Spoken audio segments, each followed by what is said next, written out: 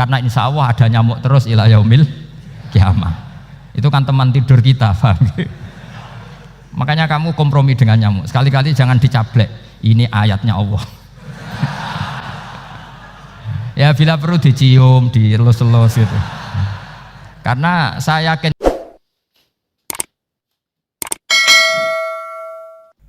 kersane akurat nih kalau betul kerpean, jadi otoritatif.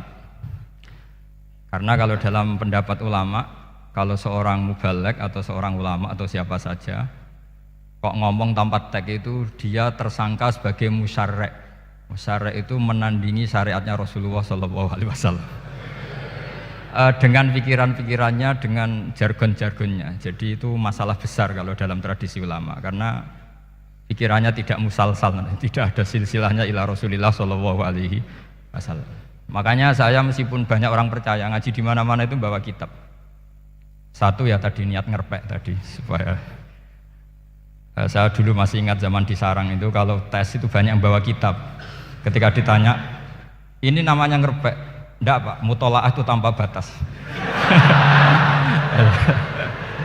Jadi mutolaah itu kapan saja. Yang agak kriminal itu kasus ujian nasional.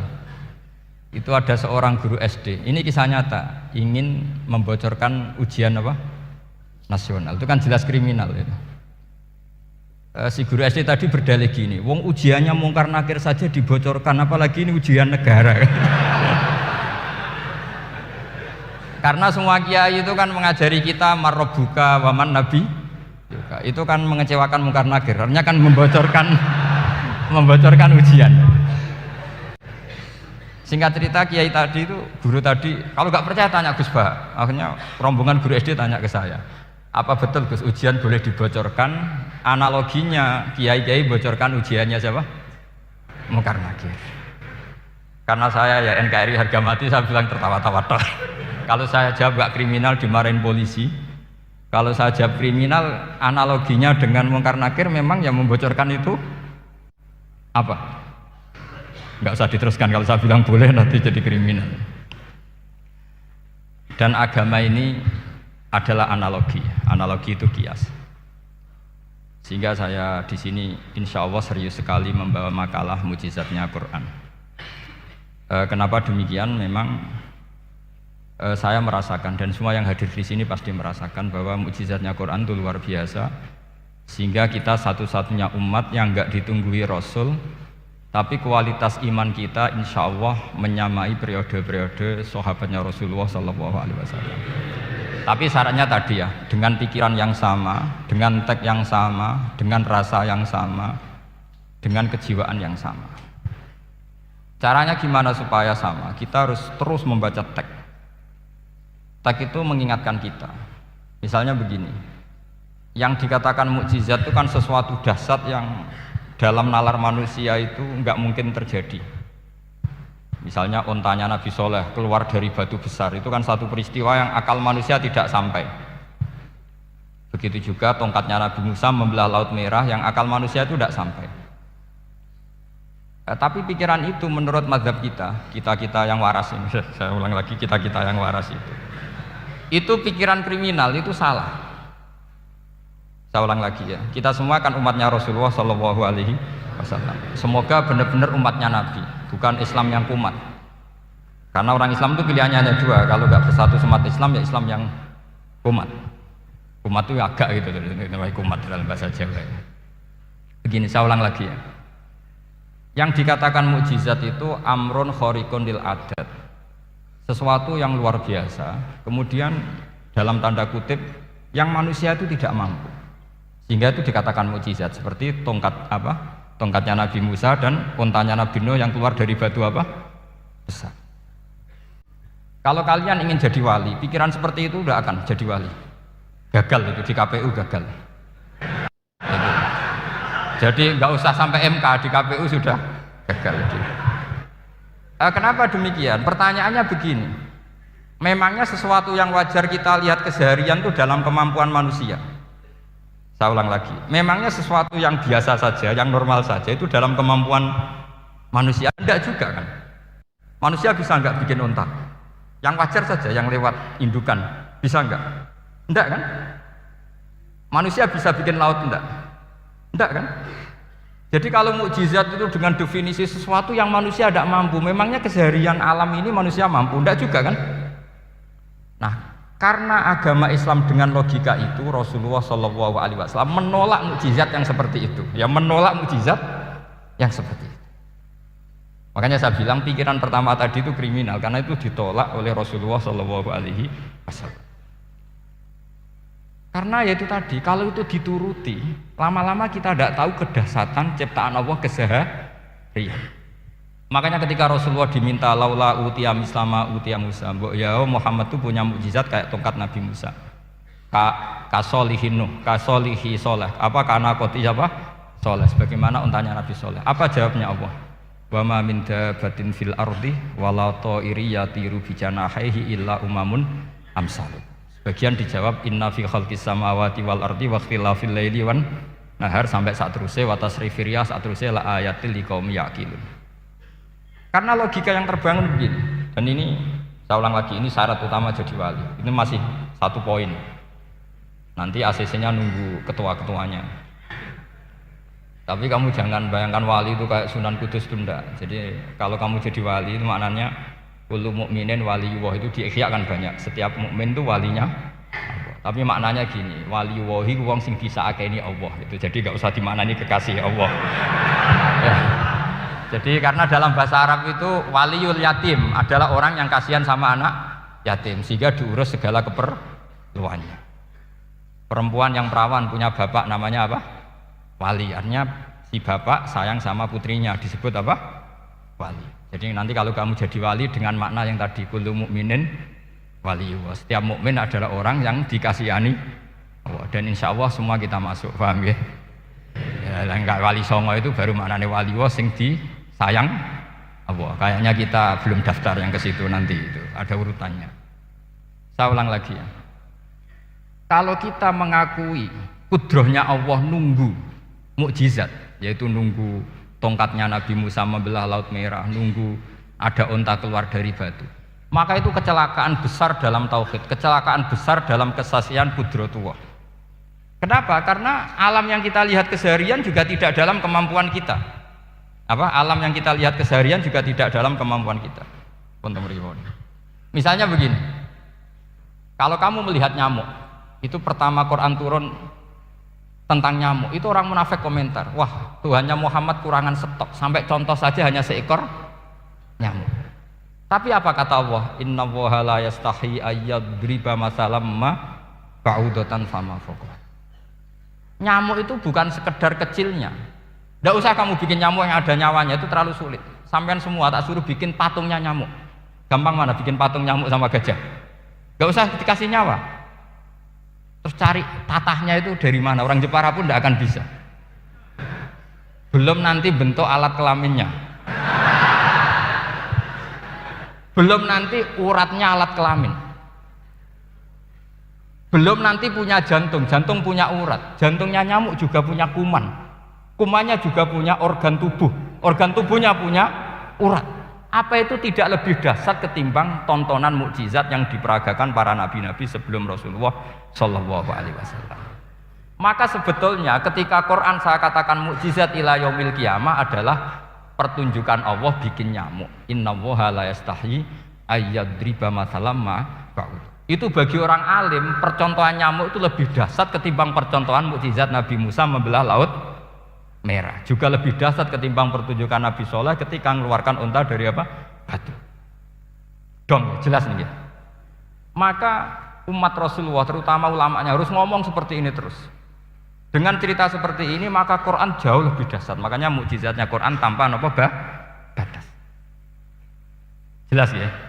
Makanya kita harus bertobat secara masif, mengatakan kedahsyatan adalah nunggu sesuatu yang khariqun lil ada, bahwa yang kita lihat keseharian adalah semua di luar kemampuan kita.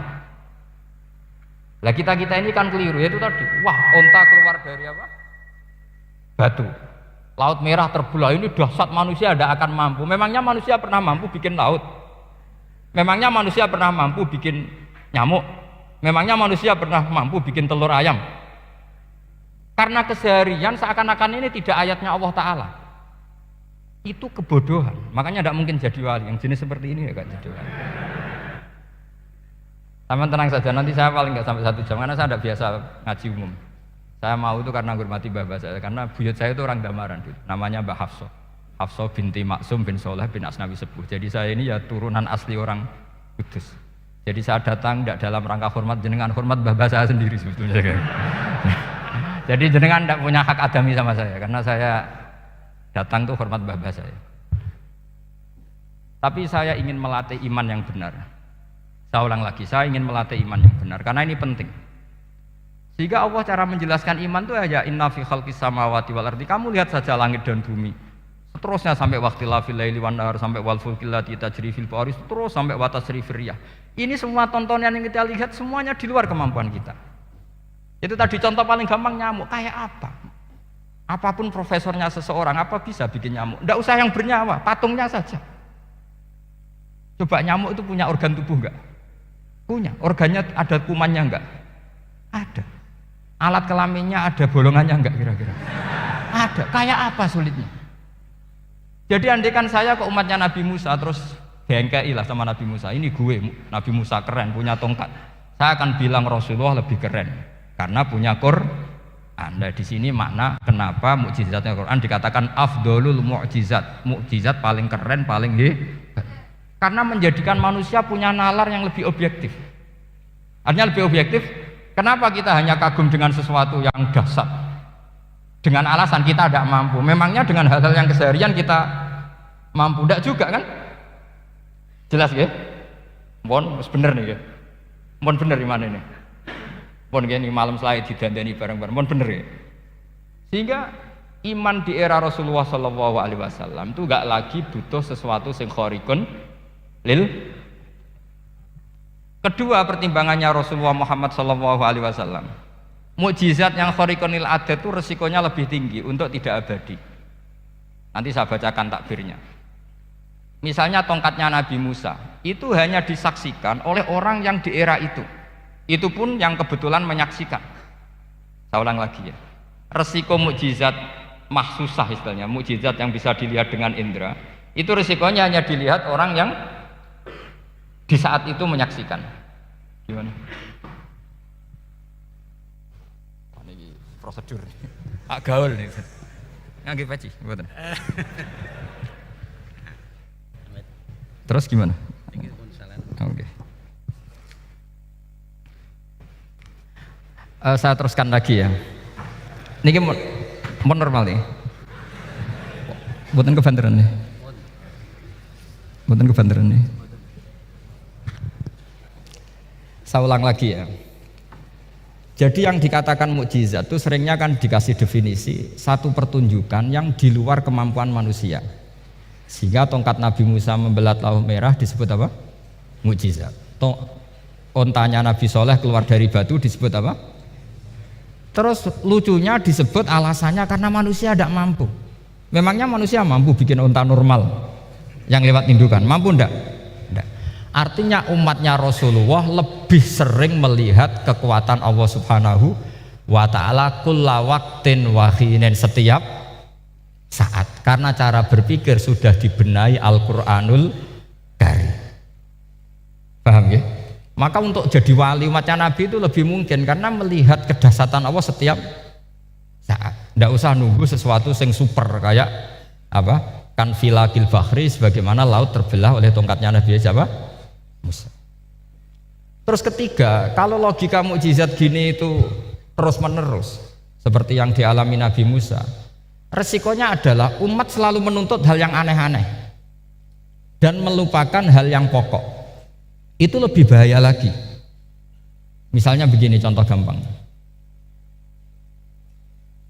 Kita ini hidup di bumi setelah sampean belajar ilmu falak atau astronomi atau belajar geologi. Planet yang sebesar ini apa? Semuanya itu sudah maha dahsyat. Gara-gara kita berpikir butuh kejadian yang aneh. Ya gara-gara ingin kejadian yang aneh. Mungkin lama-lama Anda ingin cari model hewan yang kepalanya itu di pantat. Baru percaya kudrahnya Allah. Lama-lama kamu jadi dukun. Seneng ular yang berkepala manusia, itu baru dasar. Nanti menjadi klinik. Makanya kritiknya ulama, mukjizat itu tidak perlu dituruti. Karena kalau dituruti itu bahaya bagi kelangsungan kenormalan kita. Makanya kata Abdul Hamid Khan, termasuk kitab yang saya kagumi, kata beliau begini, yang menjadikan orang kafir adalah dia nganggep kudrohnya Allah Ta'ala itu bergantung sesuatu yang dahsyat. Dia nggak sadar bahwa keseharian dalam hidupnya semuanya pertunjukan kudrohnya Allah Subhanahu wa Ta'ala. Kayak tadi, saya contohkan nyamuk tadi. Inna woha la yastahi ayyadriba masalam ma. Terusannya ba'udotan fama fokwa. Kayak apa susahnya bikin nyamuk? Sudah kecil, punya alat kelamin, punya organ, punya urat, lalu dalam tubuhnya juga ada kuman, kumannya juga berorgan. Kebayang nggak Anda bikin seperti itu? Enggak. Dasar mana dengan tongkatnya Nabi Musa? Sama-sama berstatus kita tidak mampu sama sekali. Dasar mana? Sama kan? Nah, itu yang diinginkan Rasulullah Shallallahu Alaihi Wasallam, dan Al-Quran menggiring kita cara berpikir begitu terus.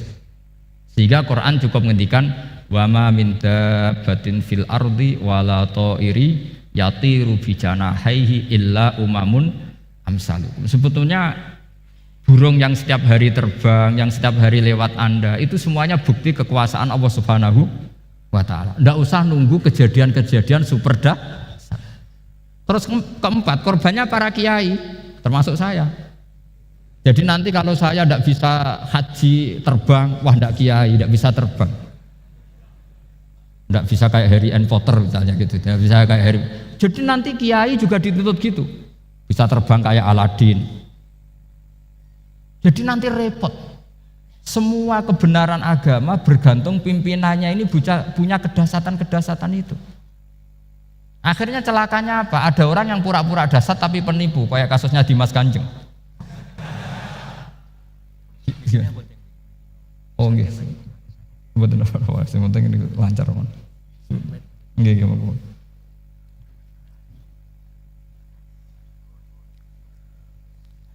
Jadi makanya nanti itu saya akan memberi penjelasan tentang apa?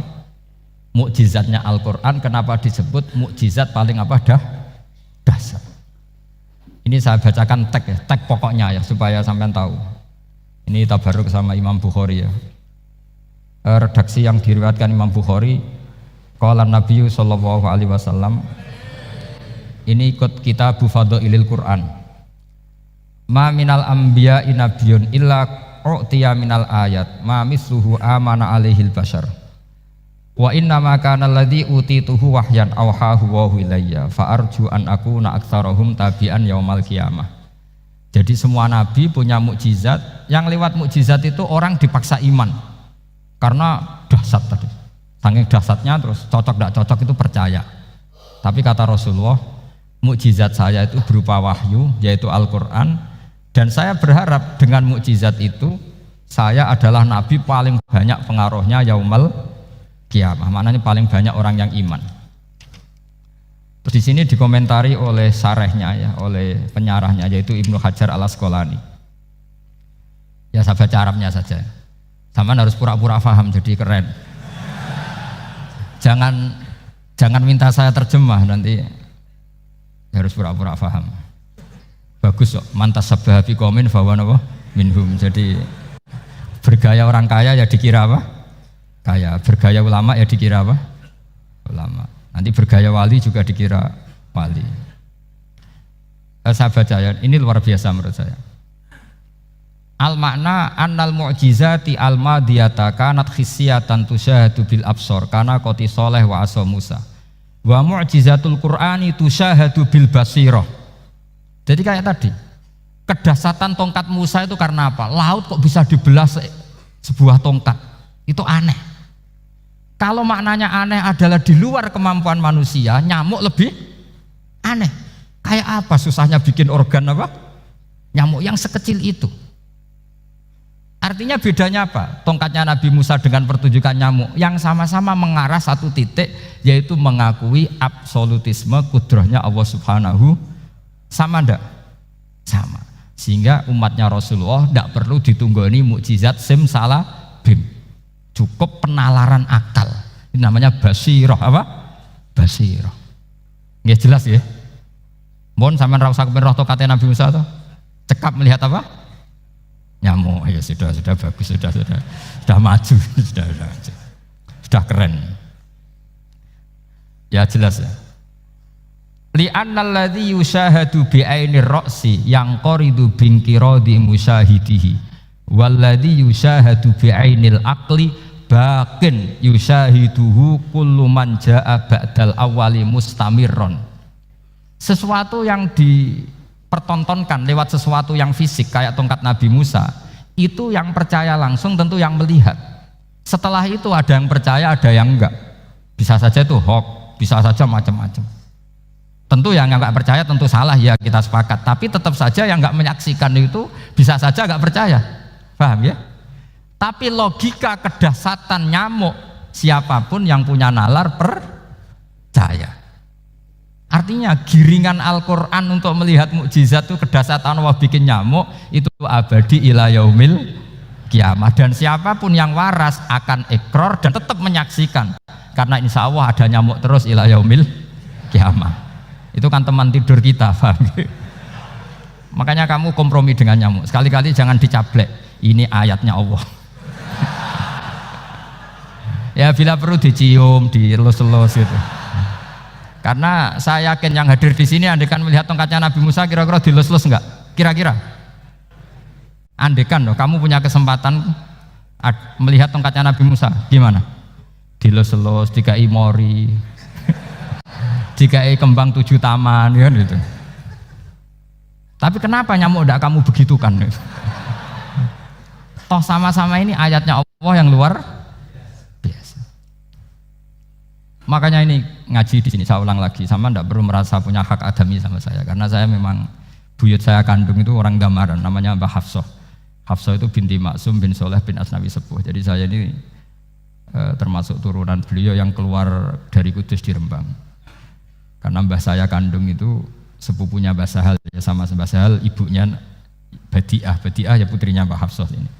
Kalau ibu saya namanya Sofiyah, ya putrinya Mbah Hafsah ini. Jadi kenapa saya cerita ini, ya memang Quran sudah terang-terangan ngendikan dzurriyatam ba'duhan apa mimba. Jadi kekuatan dzurriyah itu luar biasa. Jadi kita menjaga harkat dan martabat para leluhur supaya ilmu ini terjaga. Jangan marisi gayane tok, bae alim terus putune pedita-pediti gak alim terus gak keren, menurut saya itu malu itu. Jadi marisi itu ya kalau putunya orang alim ya alimnya, jangan marisi mulyane. Ora alim terus mulya tok gelem dicucup, itu gak keren menurut saya. Niru alimnya dulu baru sama-sama dicucup, itu baru betul, Pak. Jadi ada aturannya. Saya teruskan. Sehingga Quran kalau menggiring mukjizat, ketika Rasulullah SAW dituntut kafir Mekah, kita tahu kan mereka nuntut apa misalnya? Lan nu'mina laka hatta tafjura lana minal ardi napa yam bu'a au takuna laka jannatum min nakhili wa inabin fatufajjiral anhara khilalaha napa tafsiro autus kita sama akama zamta alaina kisafan au ta'tiya billahi wal malaikati qabila au yakuna laka baitum min zuhrufin au tarqa sama. Masih mereka bilang gini, walan nu'mina liruqiyika hatta tunzila alaina kitaban naqra'u. Mereka nuntut tuh, Muhammad saya percaya kamu rasul, tapi syaratnya Mekah yang tandus sulap jadi kota yang subur makmur, menjadi jannat subur makmur. Atau begini saja Muhammad, kalau kamu gelo sama saya mangkel karena kita ada iman, turunkan saja azab. Kisafam minas sama, turunkan saja azab. Atau begini Muhammad, kamu kan bilang utusan Allah, kamu datang saja bersama Allah digandeng gitu. Digandeng terus sama Allah diangkat tangan kamu, dimaklumatkan kalau kamu rasulnya. Au ta'tiya billahi wal malaikati qabila. Karena mereka dengan logika yang salah. Yang dikatakan mukjizat itu sesuatu yang seperti itu. Artinya kalau kamu berpikir mukjizat yang seperti itu, berarti Anda turunan kafir Quraisy. Anda turunan apa? Kafir Quraisy. Maka gak boleh berpikir mukjizat seperti itu. Nyatanya Allah cukup menjawab dengan ayat wa ma min dabatin fil ardi wala ta'iri yatiru bi janahihi illa umamun amsalukum. Dijawab lagi inna fi khalqis samawati wal ardi waqtilafil laili wan nahar wal fulkil lati tajri fil bahr sak teruse la ayatil liqaumi yakin. Semudah itu kita iman kedahsyatan kudrahnya Allah. Cukup melihat kerbau, kok bisa ya jaga populasinya, padahal tidak pernah dia seminar cara jaga populasi. Nyatanya tetap terjaga. Tanpa lamaran ya bisa jaga keturunannya. Tanpa sesar ya anaknya lancar. Tanpa sesar kan? Artinya mereka bisa. Karena di sini ada kudratullah. Ada apa? Ada kudratullah. Nah, kalau iman seperti itu Anda baru betul, yaitu yang disebut Allah ya tanazzalul amru bainahunna lita'lamu annallaha ala kulli syai'in qadir wa annallaha qad ahata bi kulli syai'in ilma. Semua urusan di alam raya ini hanya Allah ingin mempertontonkan bahwa saya kuasa. Jadi tidak perlu nunggu yang aneh-aneh. Sehingga andaikan saya ketemu Nabi Musa dan ketemu Rasulullah Muhammad SAW, pasti saya milih Nabi Muhammad sebagai ketua.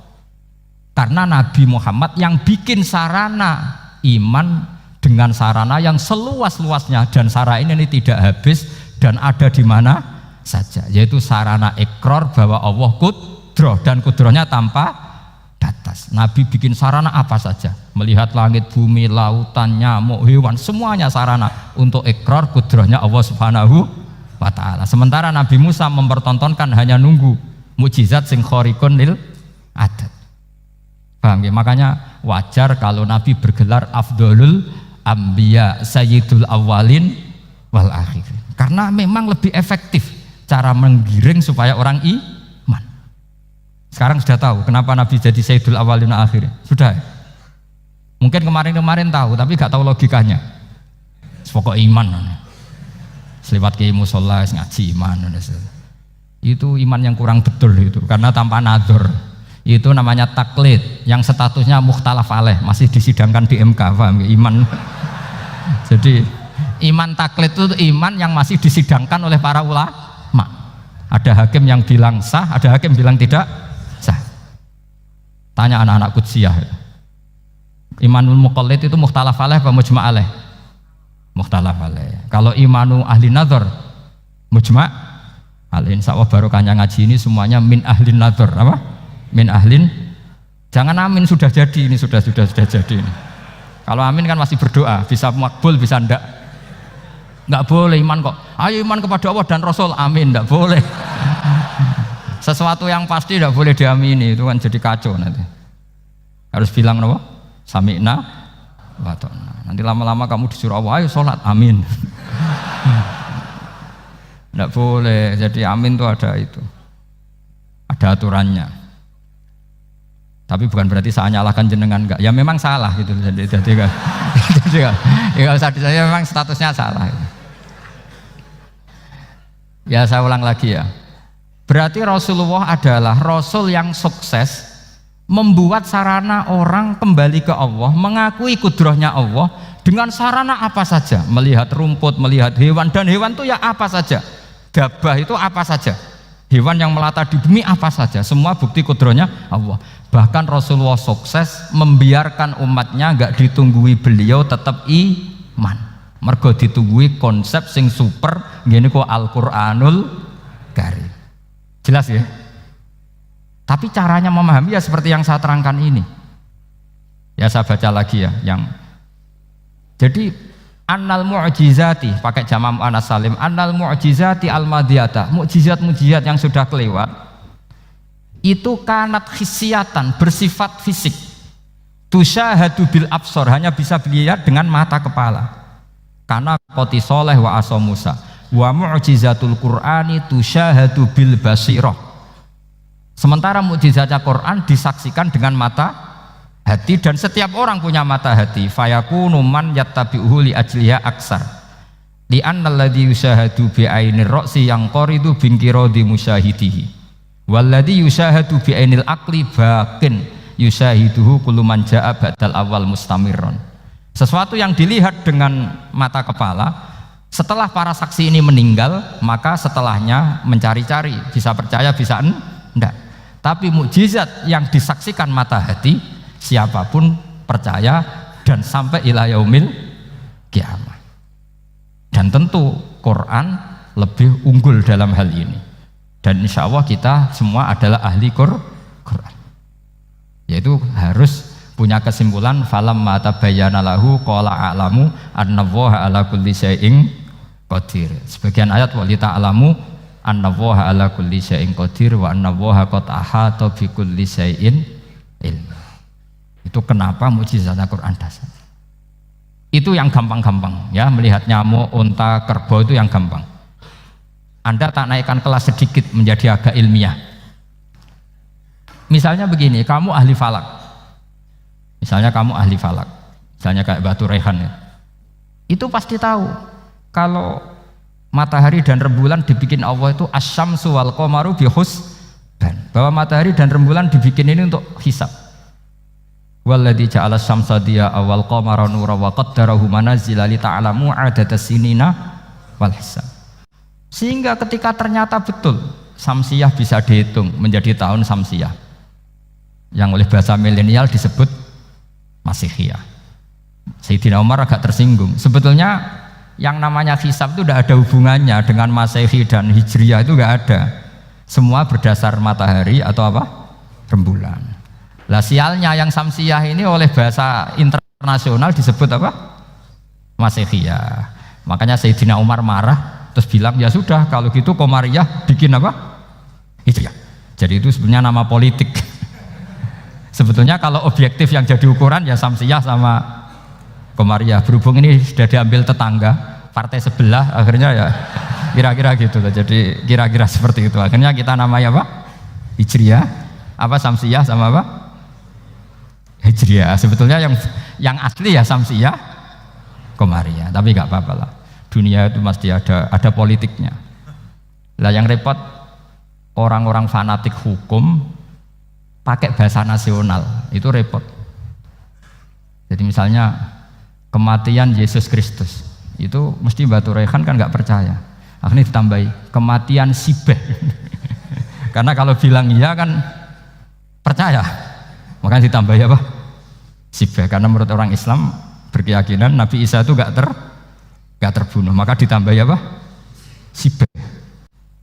Saya dulu pernah usul, karena beliau itu kalau manggil bahasa itu Bude, jadi saya pernah sowan usul. Mbok ditulis gini saja, Mbah. Kematian Yesus dalam kurung katanya.